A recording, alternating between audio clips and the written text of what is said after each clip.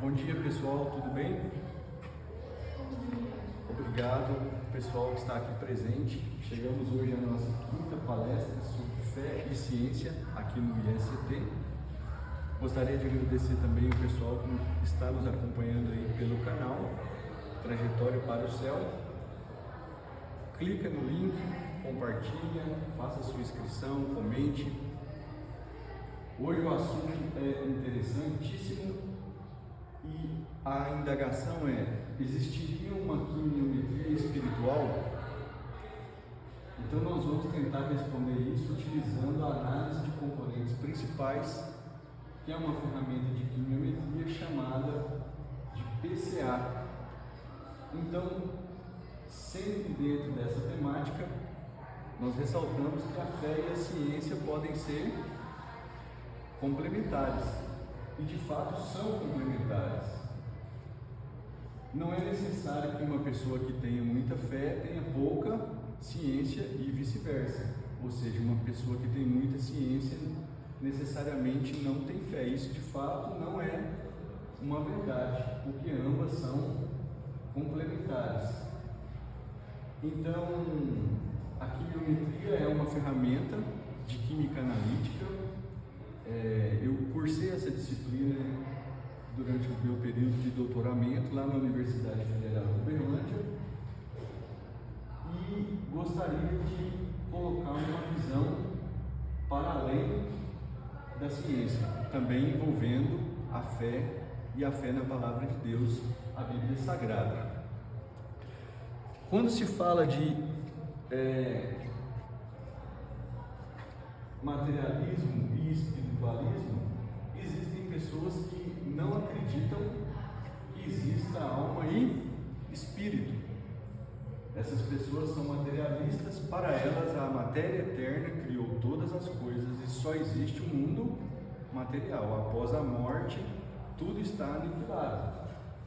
Mas tem as pessoas que entendem que nós somos também, além de corpo, alma e espírito.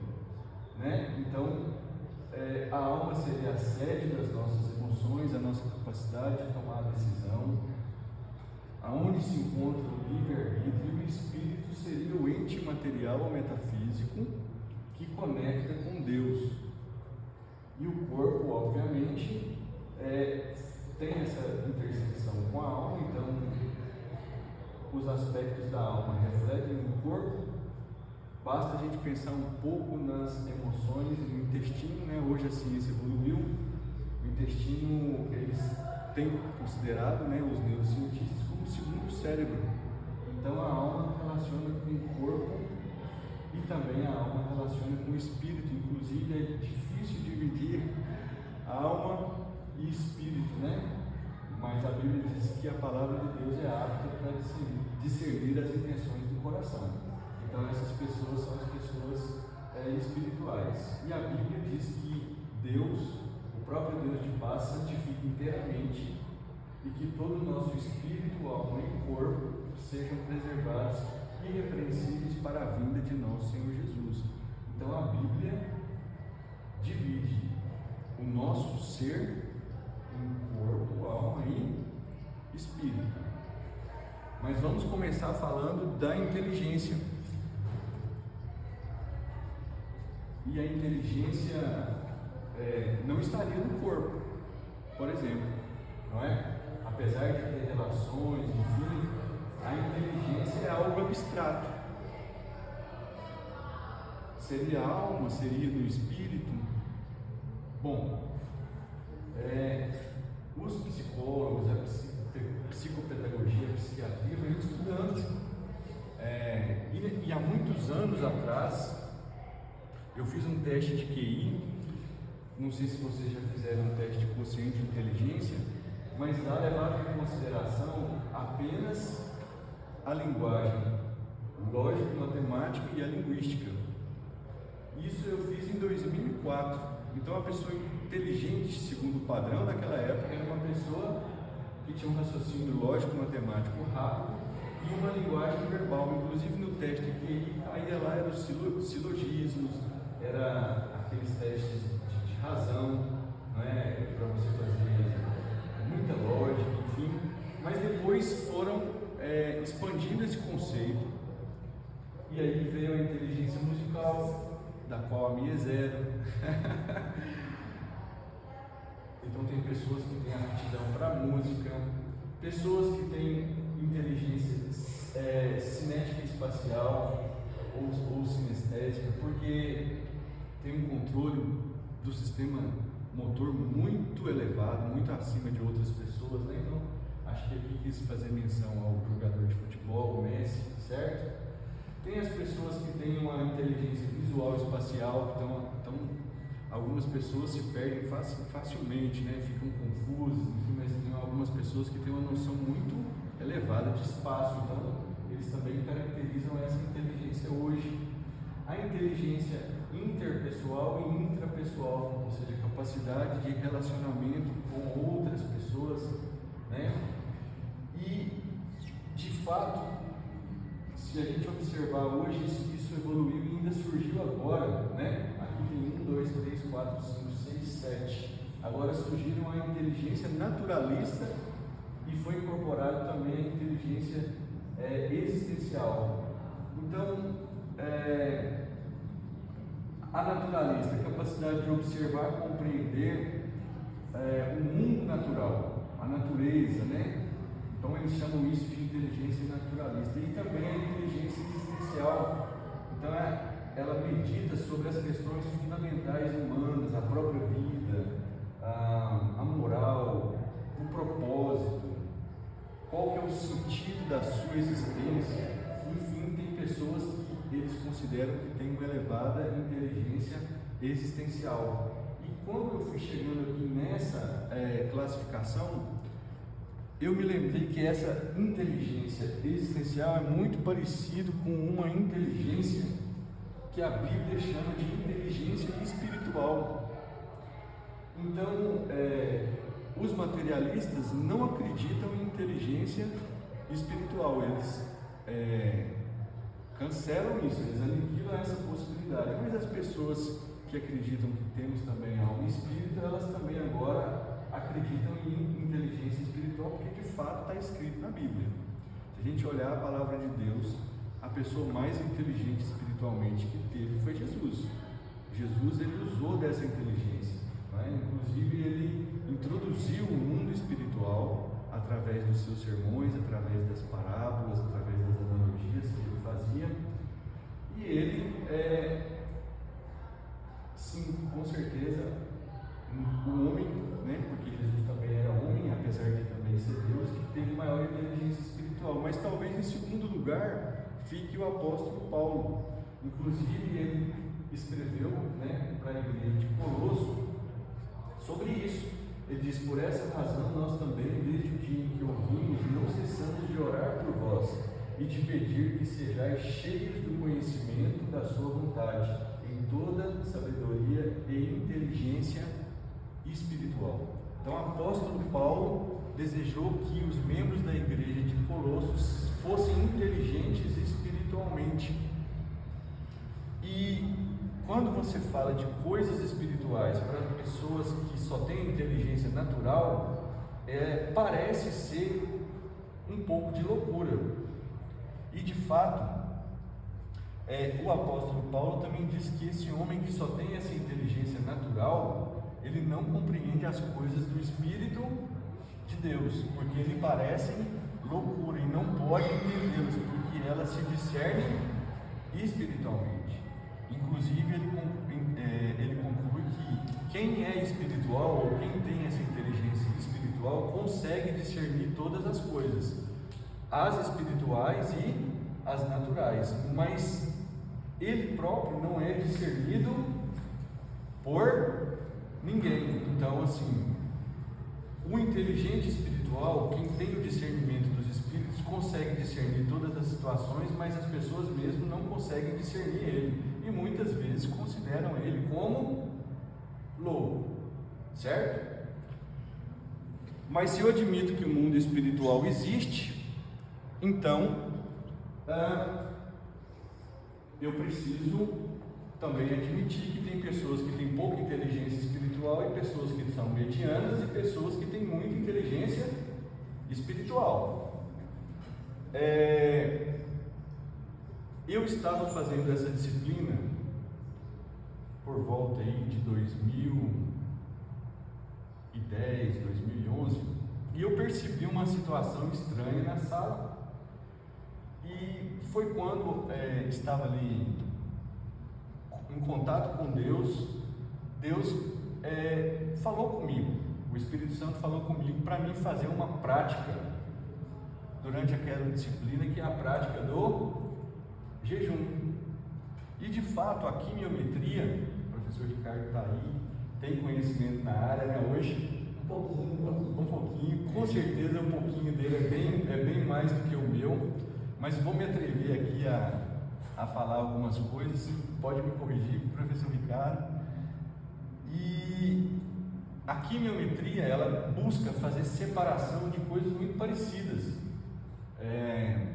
e o jejum faz parte de um hábito cristão, do qual o próprio Jesus ensinou, que é a abstenção completa de alimentos e de líquido por um determinado período, para que você consiga uma intimidade maior, um contato maior com Deus, que é Espírito. Deus é Espírito, importa que aqueles que desejam adorá-lo, adorem em Espírito e em verdade. E o jejum, ele tem esse lado religioso, vamos dizer assim, entre aspas, mas ele também tem um lado fisiológico. Os discípulos de Aristóteles, os discípulos de Platão, eles eram induzidos por esses sábios a fazer jejuns, porque quando você fica alimentando muito, o sangue do seu corpo concentra muito na parte abdominal, mas quando você faz essa abstenção, o sangue ele tem uma fluidez maior no seu sistema circulatório, inclusive ele acumula muito no cérebro. Então pessoas, quando estão jejuando, têm ideias melhores. Estou falando do mundo físico, do mundo fisiológico, do mundo material, certo? Então eles entenderam isso naquela época, naquele tempo remoto, eles já entenderam isso e eles faziam prática de jejum constante. Então a filosofia, a parte da sociologia tem muito a ver com essas ideias. O jejum era praticado. No lado religioso, o jejum te aproxima de Deus, porque você é um ser tricotômico, então você fica menos no controle das suas emoções naturais, dos seus anseios carnais, e fica alimentando mais a sua parte espiritual. Então o termo em hebraico é kadosh, que significa separação, e a quimiometria também é separação, só que a quimiometria faz uma separação no mundo físico, de amostras semelhantes, e a separação espiritual, hoje, ou o que nós chamamos de consagração, ela também tem esse propósito, e eu fiz isso durante todas as quarta-feiras em que eu tinha essa disciplina à tarde. Eu fiz isso durante 6 meses, e foi muito bom, porque eu aproximei de Deus, as situações estranhas que estavam acontecendo na sala pararam de acontecer, e tanto é que Tomás de Aquino cita muito Aristóteles e Platão. Então eu peguei aqui de uma revista de filosofia uma frase interessante, Na verdade é um preâmbulo, ele diz assim: todo ser humano aspira por natureza a conhecer. Então a nossa natureza, a nossa essência deseja sempre conhecer mais. Se eu sei, é porque já não preciso mais crer. Então, se eu cheguei naquele conhecimento, eu já não preciso crer que aquilo é uma verdade ou mentira, porque eu já sei. Agora, se eu creio, é porque eu ainda não sei. Então, nós sabemos poucas coisas, por mais que nós estudamos graduação, mestrado, doutorado, pós-doutorado, teologia, filosofia, nós sabemos muito pouco do todo. Então, nós precisamos, por muitas vezes, crer, não é? Desejar coisas mais altas, confiando nas próprias forças, é contra a humildade. Então, veja que interessante. Para alcançar um conhecimento maior, você não pode considerar que sabe todas as coisas, você precisa considerar que sabe muito pouco, e isso é uma atitude de humildade. E quanto mais, eu não sei se vocês são assim, vocês que estão nos ouvindo aí na live, mas quanto mais eu aprendo, mais eu entendo que eu sei muito pouco. Então, o conhecimento ele é ilimitado e infinito.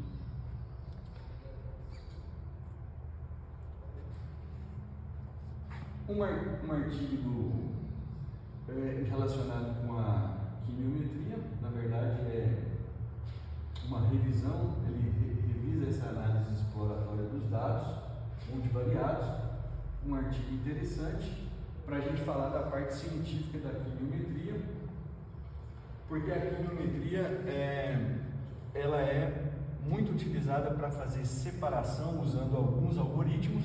Então tem o PCA, que é a análise dos componentes principais, e também é muito comum o HCA, que é a análise de agrupamento por método hierárquico, e são algoritmos que nós utilizamos. Então a quimiometria está aqui bem na intersecção da matemática, estatística e da química.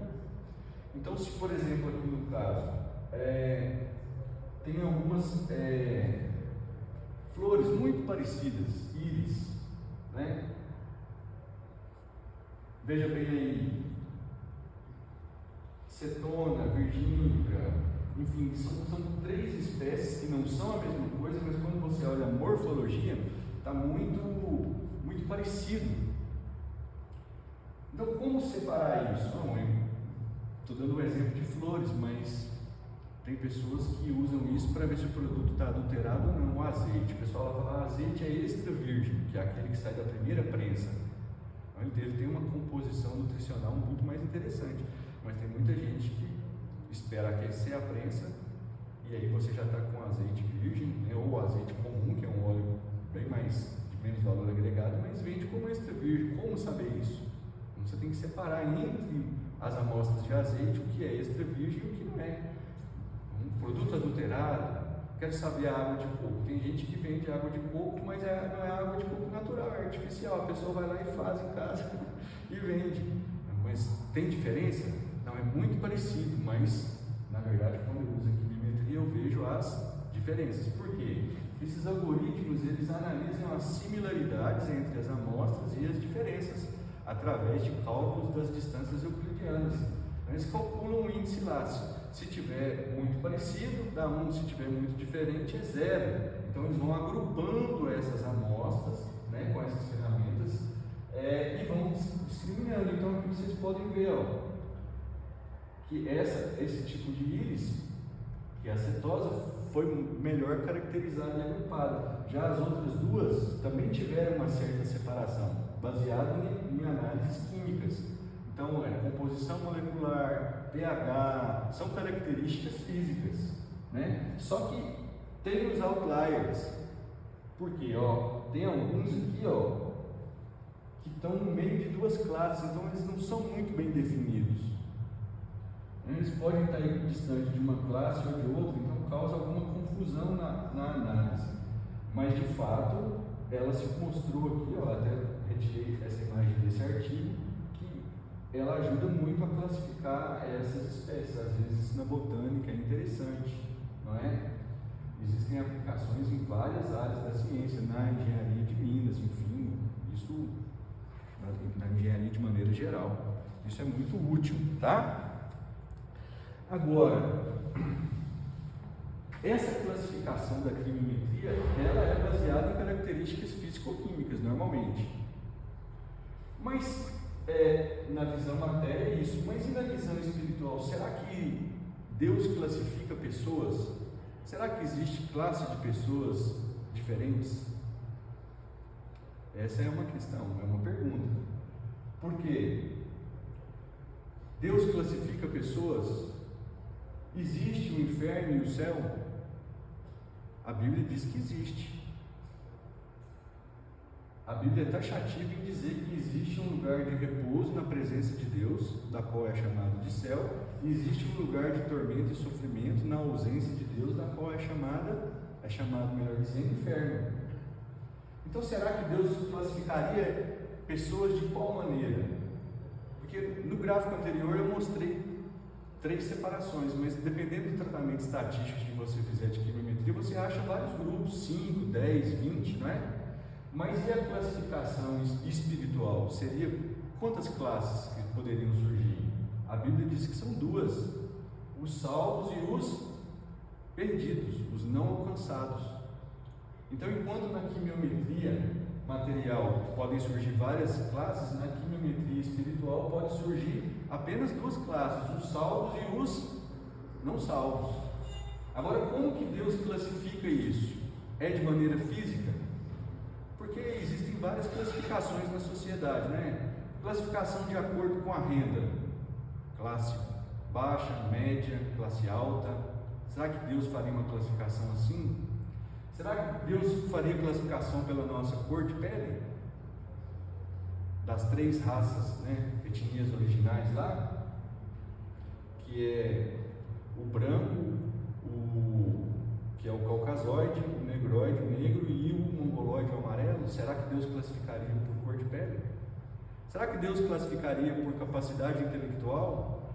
Quem tem o QI acima de 120, quem tem o QI na média de 90 a 110, ou quem tem o QI inferior, abaixo de 90, a classificação seria essa?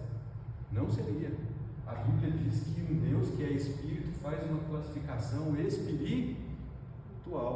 Inclusive, quando a gente lê a Bíblia, né, nós falamos na palestra passada, quando Deus foi escolher, usando o profeta Samuel, a vida de Davi, ele não olhou característica física, característica de poder econômico, característica de habilidade: eu sou melhor porque eu tenho todas as inteligências, não sei o quê. Não, Deus não escolheu Davi por isso. Inclusive, até advertiu o profeta, dizendo que Deus não vê como vê o homem, Deus olha o coração do homem. Então, a classificação de Deus, ela não é física.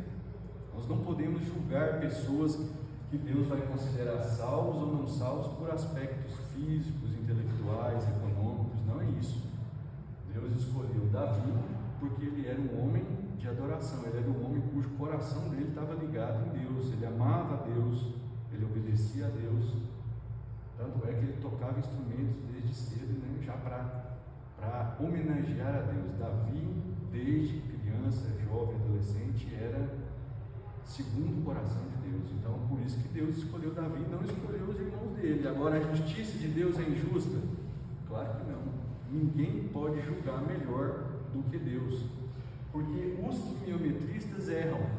Inclusive, até os softwares, normalmente, quando a gente vai usar lá, dá 95% de confiança. Então, tem 5% de desconfiança, pode falhar. Na hora que eu vou fazer o julgamento, eu posso fazer uma análise do gráfico. Não é? Esse aqui tem 2 componentes principais que interferem mais nessa classificação: PC1 e PC2. Eu posso errar. Os equipamentos que eu posso fazer a análise podem estar descalibrados. Eu posso cometer algum erro operacional. O homem falha, o julgamento humano é falha, mas o julgamento de Deus não falha. Então, quando Deus coloca uma pessoa no céu e Ele vai colocar uma outra pessoa no inferno, o julgamento dele não é injusto, porque Ele conhece todas as coisas, Ele conhece todo o aspecto do ser humano, não só o corpo. Ele conhece o corpo, a alma e o espírito, porque Ele é onisciente. Mas aí, então, como eu vou saber? Como eu vou poder perceber quem é que está andando com Deus e quem é que está andando na ausência de Deus? Olha, o apóstolo Paulo, inteligentíssimo espiritualmente, apóstolo Paulo, ele dá uma boa dica, não para os colossos, mas agora para a igreja da Galácia, os Gálatas. Vejam bem, ele fala assim: as pessoas que estão com Deus, por mais que isso seja algo interior e Deus sabe que ela está com ela, ela vai refletir no mundo exterior. Então vão surgir frutos, vão surgir características nessas pessoas. E essas pessoas são o que? Elas vão ter frutos do Espírito, que é amor. Elas vão ser pessoas alegres, elas vão transmitir paz, elas vão ser pessoas pacientes, elas vão ser pessoas amáveis, elas vão ser bondosas, elas vão ser fiéis, elas vão ser mansas, elas vão exercer o domínio próprio. Isso é uma característica exterior que demonstra que o interior está com Deus. Agora, e as pessoas que andam distantes de Deus? Essas pessoas, elas não vão andar segundo o Espírito. O que vai prevalecer é a carne. E a Bíblia diz que existe uma luta entre a carne e o Espírito. E qual for mais alimentado vencerá essa batalha. Se o Espírito vence, o nosso lugar é o céu. Se o Espírito perde e a carne vence, o nosso lugar é no inferno. E diz o apóstolo Paulo que as obras da carne são manifestas: adultério, fornicação, ou seja, toda forma de impureza sexual, lascívia, idolatria, ou seja, eu não confio em Deus, eu tenho ídolos, feitiçarias, inimizades, porfias, emulações, iras, brigas constantes, discussões, pelejas, sempre vivem em dissensão, nunca chegam a um acordo com as demais pessoas, vivem em heresias, ou seja, fazem práticas que são distantes da palavra de Deus. São pessoas invejosas, desejam o que as outras pessoas têm, lutam para destruir o que as outras pessoas têm. São pessoas que matam, cometem homicídios, bebem e comem demais, glutonaria, coisas semelhantes a estas, acerca das quais vos declaro, como já disse antes, que os cometem tais coisas não herdarão o reino de Deus, então irão para o inferno. Então existe essa divisão e Deus fará essa classificação e Ele é justo.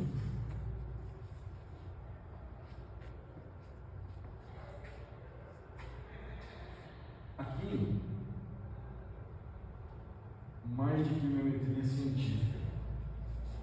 Então, tem 22 marcas de carro aqui, ó, com parâmetros de preço, de aceleração, capacidade de frenar, enfim. E aqui tem um dendrograma que surge da análise de HCA. Então tem os índices de similaridade e os índices de dissimilaridade, e eles foram agrupando esses carros. Então, veja bem, aqui eu até marquei aqui, ó, porque meu sonho era comprar uma Mercedes e minha esposa gosta de Audi. E quando eu fui olhar, o Audi e a Mercedes são muito parecidos em relação a esses 5 parâmetros. Então, o que é isso? Por que eu estou colocando isso aqui? Porque nós seremos analisados espiritualmente e seremos colocados em um grupo. E qual que é o grupo de pessoas que vão ser colocadas por Deus no céu? São as pessoas que são parecidas com quem? Com Ele, com Deus. Então, como na quiliometria científica tem lá as distâncias, ele calcula, eu não coloquei a parte matemática, que é uma parte até bastante complicada, né? Pelo menos para mim, mas ele vai comparando cada amostra com o grupo, com a mediana do grupo. Então, se você está perto de um grupo que essas pessoas são parecidas com Jesus, então esse seria o grupo dos salvos. Mas se ele vai fazendo cálculo lá nessa quiliometria e vê que você está perto do outro grupo, que são um grupo de pessoas que não estão salvas, então você é classificado para lá. Só que na quiliometria de Deus não tem outlier, e só tem 2 classes: ou você está com os que são parecidos com Jesus, ou você está distante de Jesus, então você está parecido com os que não mais parecem com Jesus, mas que parecem, a Bíblia diz, com o próprio Satanás. Porque as obras da carne, ou quem opera na carne, ou quem dá vazão à carne, vai ficando muito parecido com o próprio Satanás. Mas quem anda em espírito vai ficando parecido muito com Jesus. Naquelas flores que eu mostrei, eram várias amostras das 3 espécies. Eram várias amostras, 100, 200. Eles conseguiram agrupar. Cada pontinho daquele lá era uma amostra. Só que Deus não vai classificar amostras, Deus vai classificar pessoas. Então nós temos 8 bilhões de pessoas na Terra que vão ficar em 2 grupos. Eu não sei se vocês compreendem a seriedade disso, mas tem um grupo que quando for calcular a distância euclidiana, ele não vai dar muita diferença de Cristo. E nem vai dar muita diferença entre eles, porque eles vão ser o quê? Parecidos, são pessoas parecidas. E a Bíblia chama isso de irmãos. Então são as comunidades, são as igrejas, são pessoas que têm um único Deus, que é Jesus, um só pastor, que é Jesus. São pessoas que acreditam na palavra de Deus como regra de fé. São pessoas que vivem no arrependimento, no perdão mútuo. São pessoas que são cristãos. Então não tem diferença gritante com Cristo. Mas do outro lado, tem pessoas que nunca reconheceram o Salvador, tem pessoas que acreditam que não precisa de um Salvador, tem pessoas que acreditam que a salvação pode ocorrer por vários caminhos, do qual não seja Cristo. São pessoas que confiam nas suas ideologias, que confiam nos seus conceitos. São pessoas que a carne venceu o Espírito. São pessoas que são parecidas entre si. Quando você vai ver os agrupamentos de pessoas que não são cristãs, você vai ver que são pessoas que estão fazendo exatamente contrário o que os cristãos estão fazendo. Inclusive são grupos que ficam distantes. Por quê? Porque não coadunam de um mesmo pensamento e não estão no mesmo propósito. Então, às vezes dá até uns conflitos, né? Entre grupos de pessoas que não são salvas com grupos de pessoas que são salvas.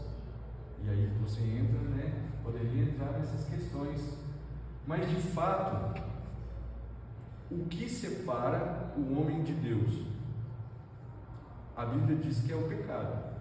Isaías 59:2 diz que são as nossas iniquidades que fazem separação entre nós e Deus.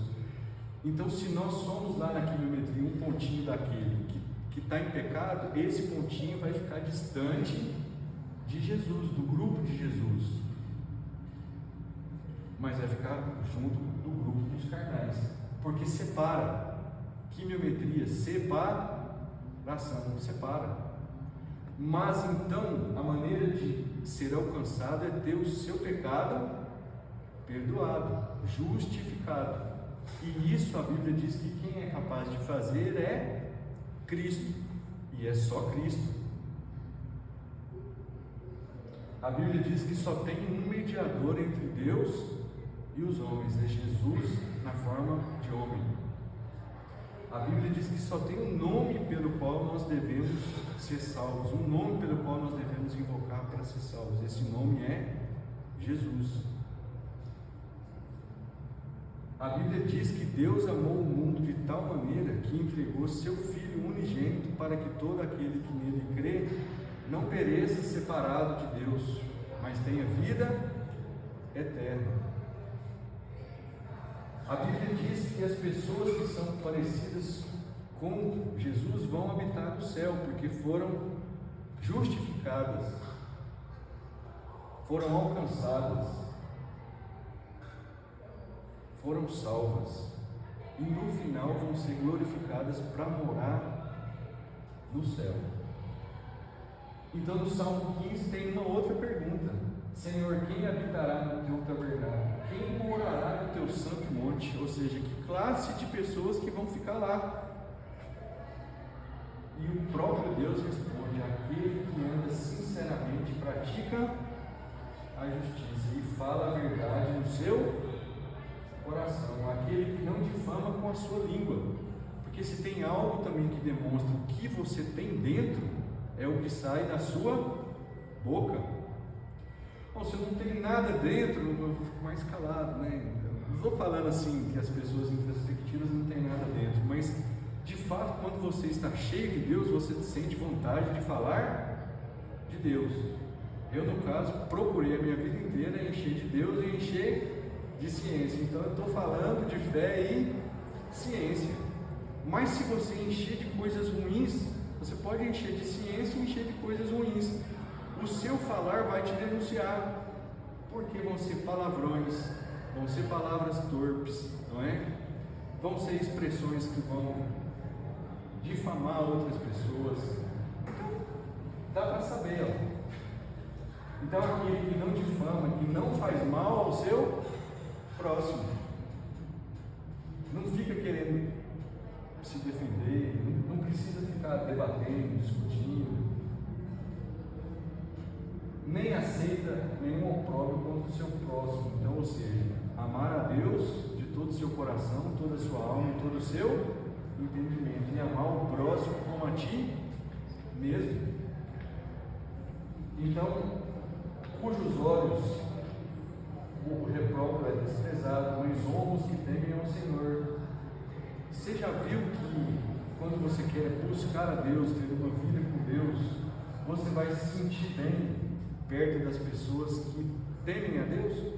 O seu grupo também vai ser pessoas que temem a Deus.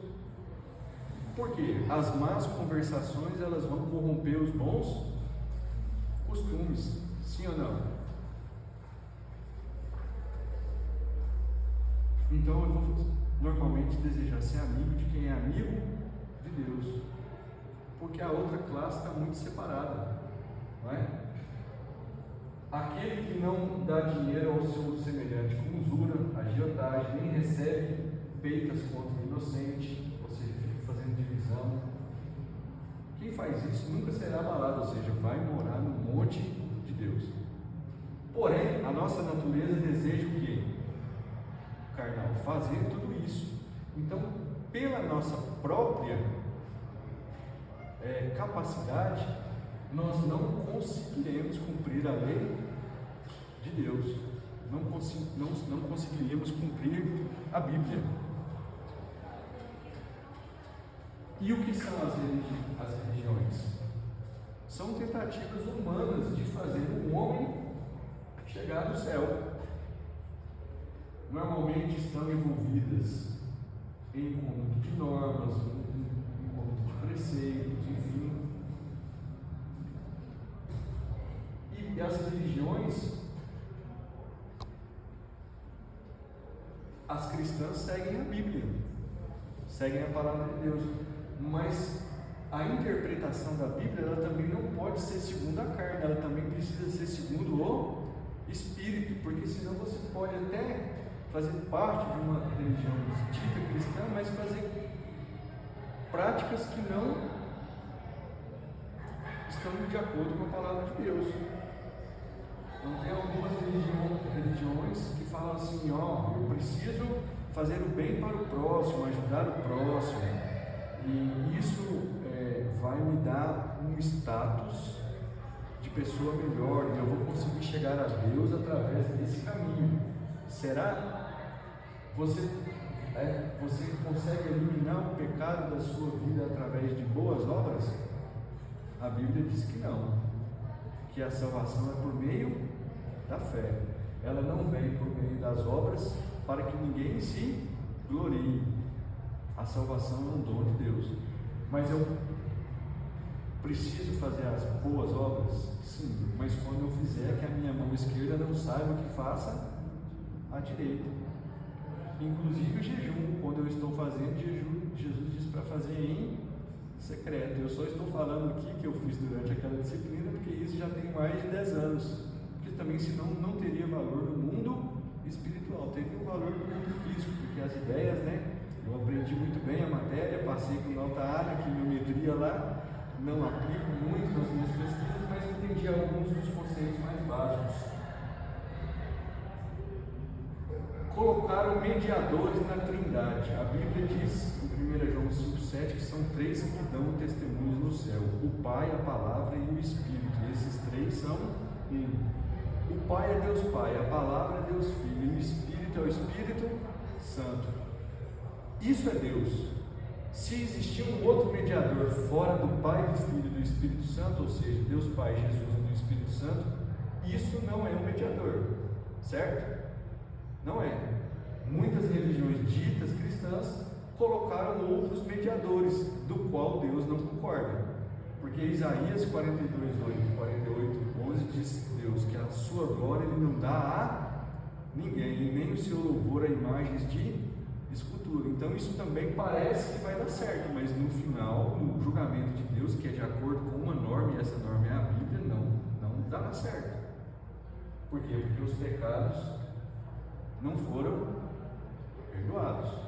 Então é um rio sujo e imundo que separa o homem de Deus, do céu. Mas o que preciso fazer? Vou fazer uma introspecção, uma meditação. Não, tudo que for antropocêntrico para Deus é pagão. Você não é autossuficiente. Você não consegue um auto-melhoramento distante de Jesus. Então Jesus é essa ponte da qual você pode fazer uso para voltar para o céu. As religiões são tentativas de homens frustrados de ligar o homem a Deus, mas Jesus é o empenho, é o esforço de Deus para verdadeiramente ligar o homem a Ele. É por isso que Ele sacrificou seu Filho. Deus amou o mundo de tal maneira. Jesus é o que Deus fez para nos ligar a Ele. Então, veja bem, Ele é o único caminho para Deus. Jesus é o único Salvador, não existe outro. Jesus é o único divino que pode nos tirar das trevas e nos conduzir para a luz. Não há outro caminho. E as pessoas às vezes entendem, eu penso que todos os caminhos levam a Deus. Você já ouviu essa frase? Eu já ouvi, muitas pessoas pensam assim. Mas João, o apóstolo, diz no capítulo 14, no versículo 6, que Jesus é o caminho. O é um artigo definido singular, não existe outro. Diz que Jesus é a verdade, não existe verdade fora de Jesus. E Ele é a vida. E que ninguém vem ao Pai a não ser por Jesus. Então, é assim que a Bíblia nos ensina. Está até aqui, João 14,6. Jesus dizendo: eu sou o caminho, a verdade e a vida. Ninguém vem ao Pai a não ser por mim. Se você deseja ficar na classe dos salvos, na quimiometria de Deus, essa salvação só pode vir por Cristo Jesus. Não há outro modo, não há outro caminho, não há outra forma. E caso você decida a não entrar por esse caminho, você precisa entender que você vai ficar do outro lado, na classe dos que ainda não encontraram a verdadeira salvação. Então existe a quimiometria espiritual, existe uma separação, uma classificação de Deus. E a Bíblia diz: vinde benditos do meu Pai, para o reino que está preparado desde a fundação do mundo. E Ele chama essa classe de ovelhas, seria uma classe dos salvos. Então, fazendo um paralelo, Ele chama a outra classe de bodes.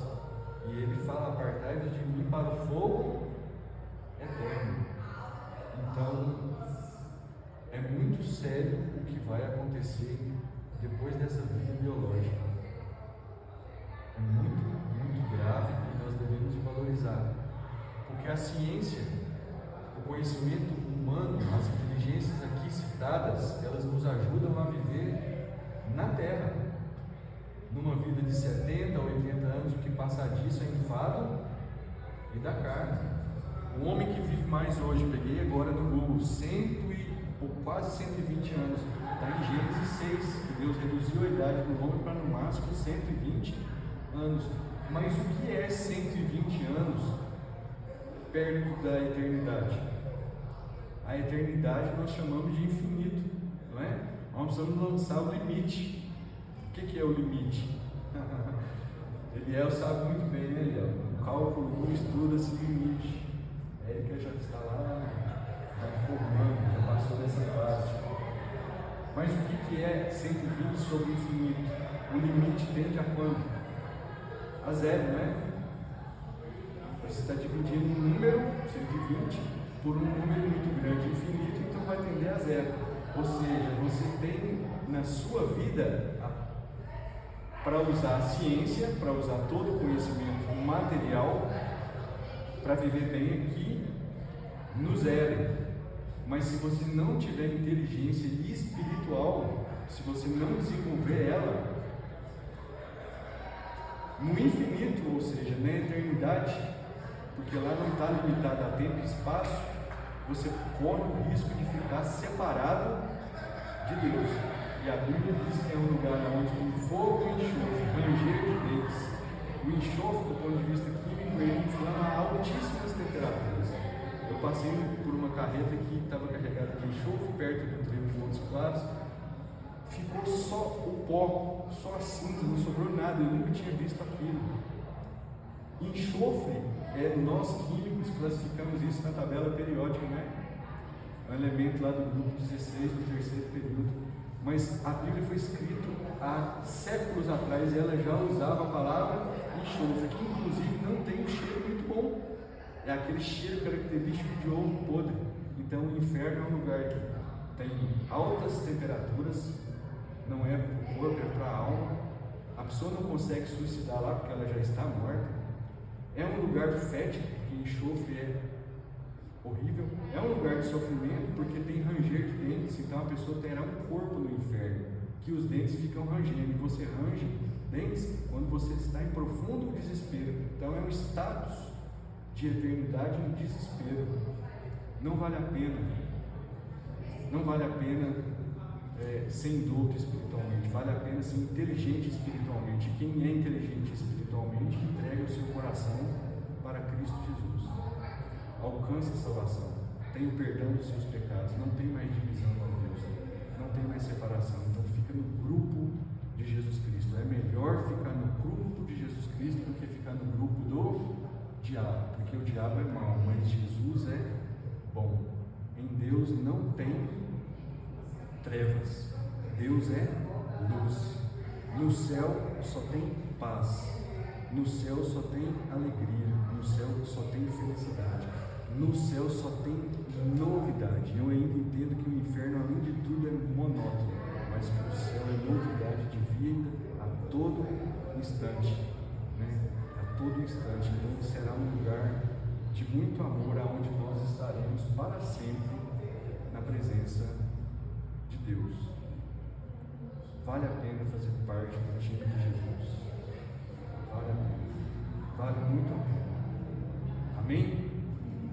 Mais uma vez eu gostaria de agradecer. Vocês têm sempre estado comigo aqui, né? Nessas palestras. Que Deus abençoe a vida de vocês, fisicamente também, na ciência, no labor, no dia a dia. Que a graça de Deus abençoe vocês, o futuro de vocês, estudantes, nós, professores. Que a boa mão do Senhor sempre esteja dirigindo as nossas vidas, e de você também que nos assiste aí pelo canal. Fique ligado. Na quarta-feira que vem estaremos com a 6ª palestra de Ciência e Fé. Um grande abraço a todos.